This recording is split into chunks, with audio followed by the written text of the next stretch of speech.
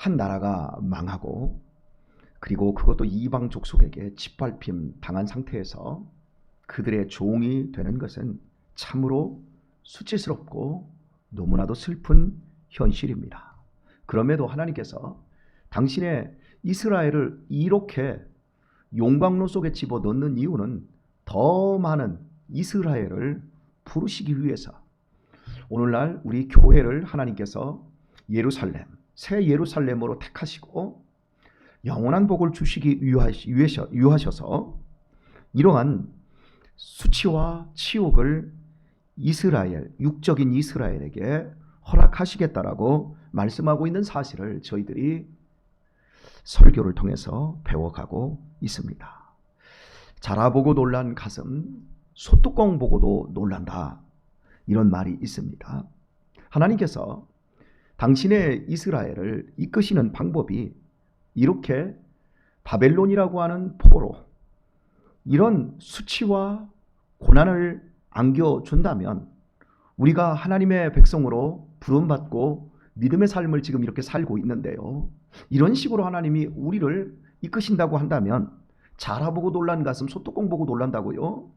우리가 조그마한 고난과 어려움을 당할 때마다 내가 지금 바벨론으로 지금 끌려가 있는 거 아닌가? 이렇게 우리가 생각할 수 있습니다. 그러면서 두려워하고 놀랄 수 있는데요.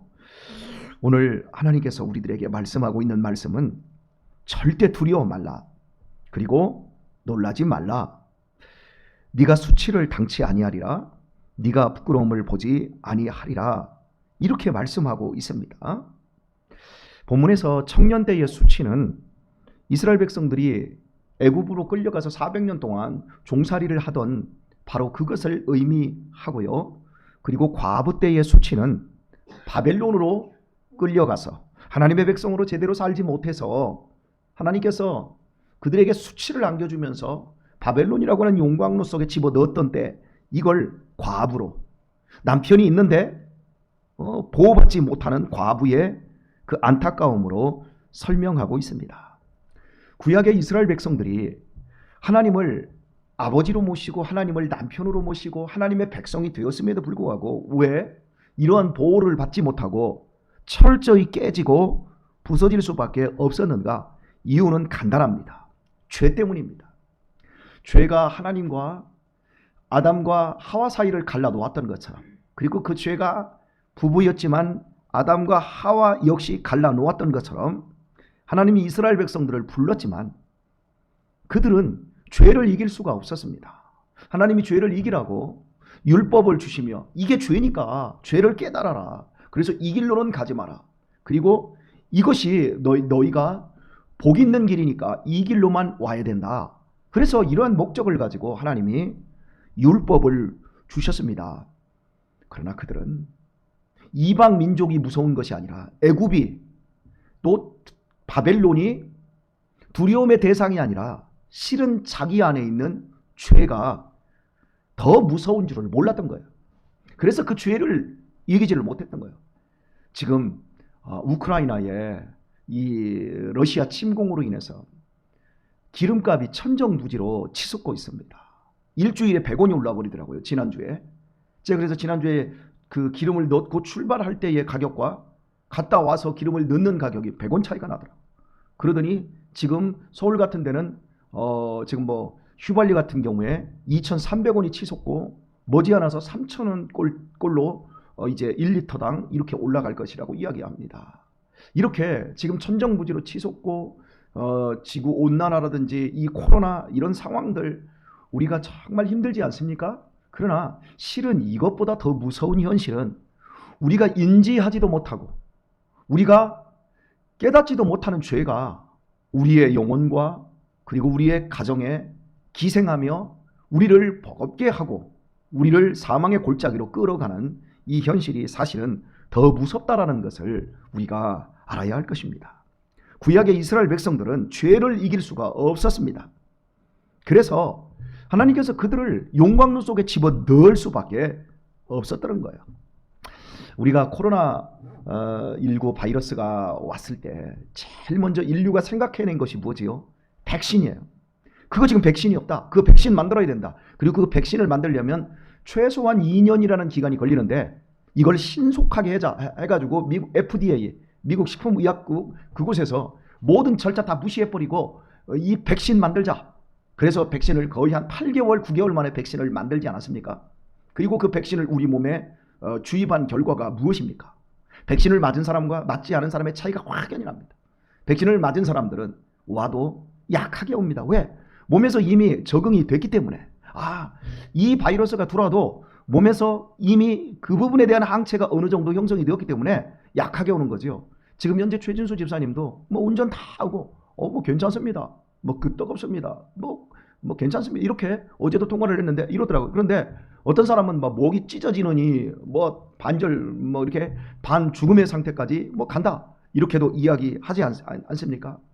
우리가 믿음 생활하면서 중요한 것은 우리 안에 죄를 이길 항체, 이 습관, 태도 이런 것들을 길러내야 되는 거지요.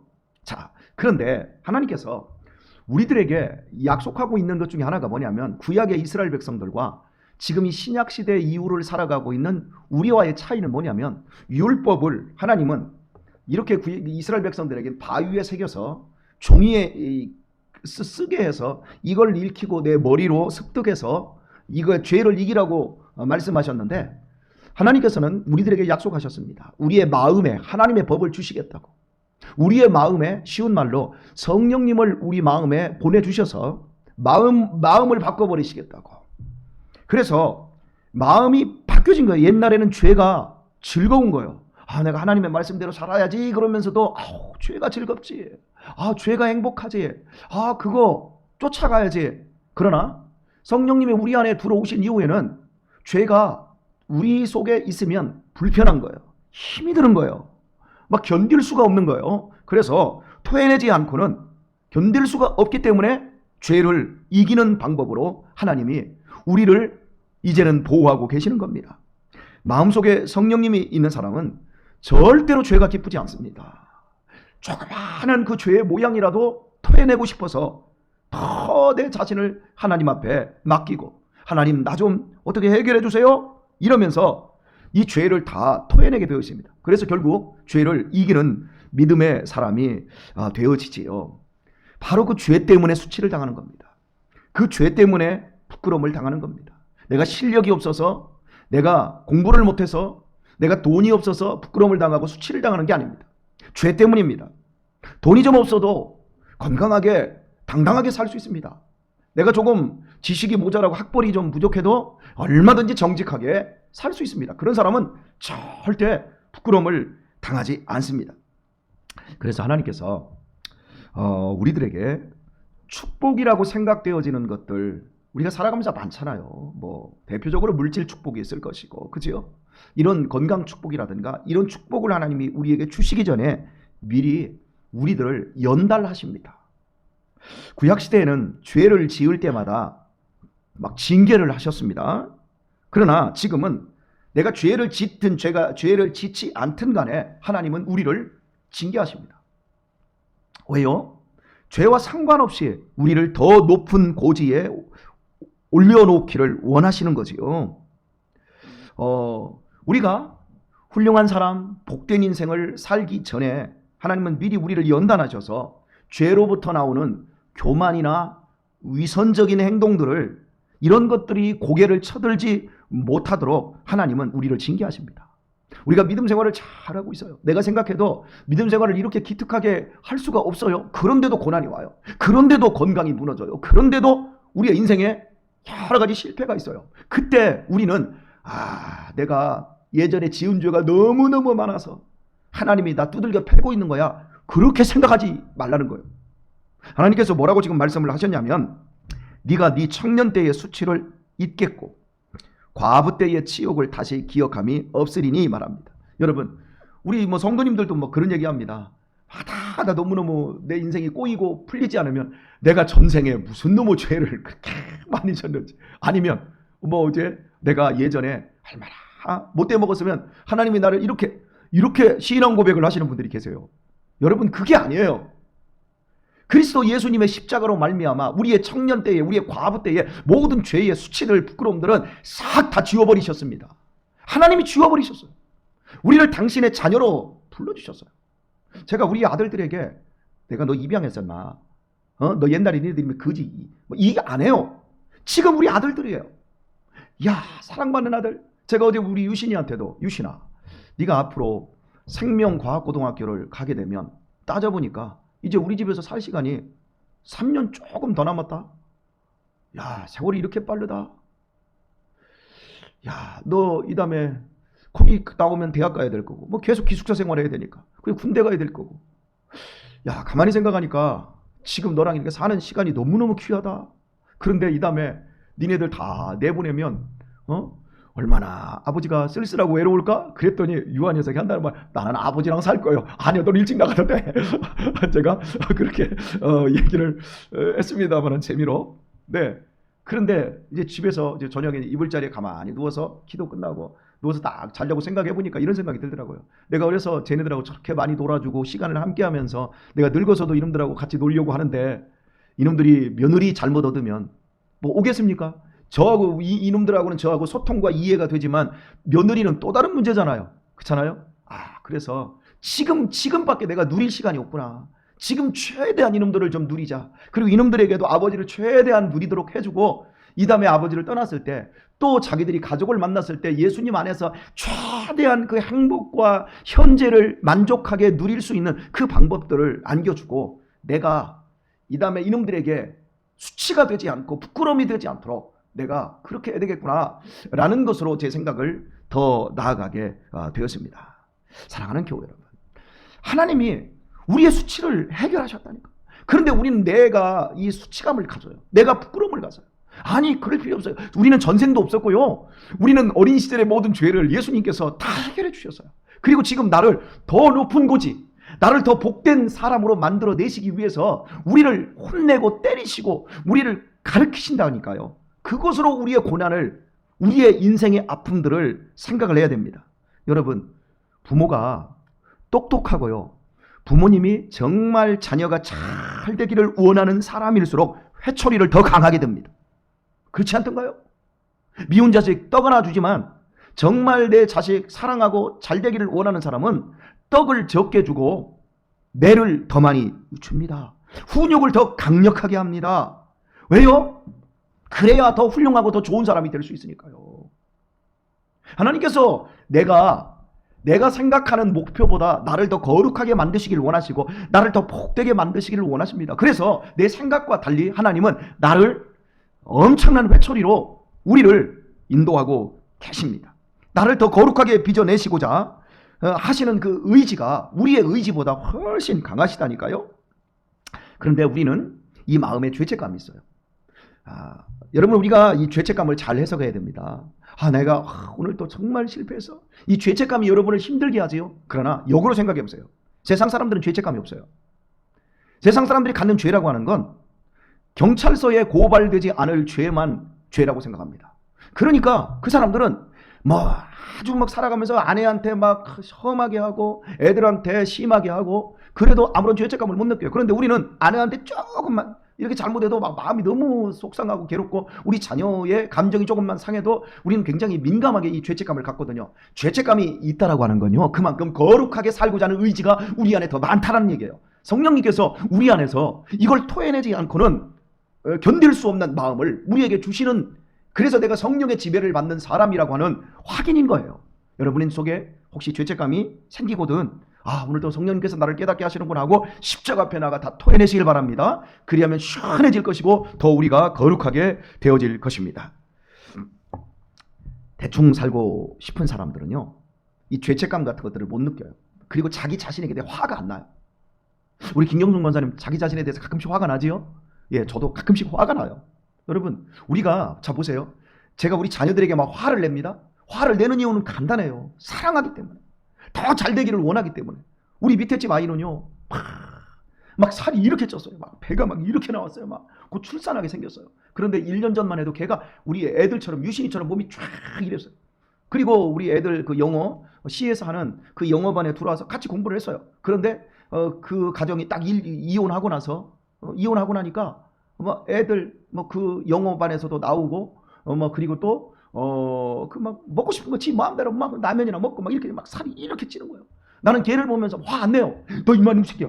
이 몸을 이렇게 하면 어떻게 해? 너 그 왜 공부하는 거 그만두면 어떻게? 맨날 집에 가면 어제 이번 주에도 떡 가져온 거 가지고 이게 떡을 나눠 먹으려고 이렇게 딱 내려갔는데 막 텔레비전 틀어놓고 한쪽에 앉아가지고 막 게임 하고 있고. 그래도 나는 화 못 내요. 걔들한테. 막 얼마나 불쌍한지 몰라요. 엄마가 없는 아이의 그 피해. 어려서부터 막 이유식 좋은 것만 먹이면서 엄마가 막 공부를 많이 한 사람이거든요. 학원 선생이었으니까 막 애들 아침마다 막 피아노 띵띵띵띵 거리지. 그런데 딱 이혼하니까 하루아침에 다 부러져 버리는 거죠. 여러분 이게 세상이에요.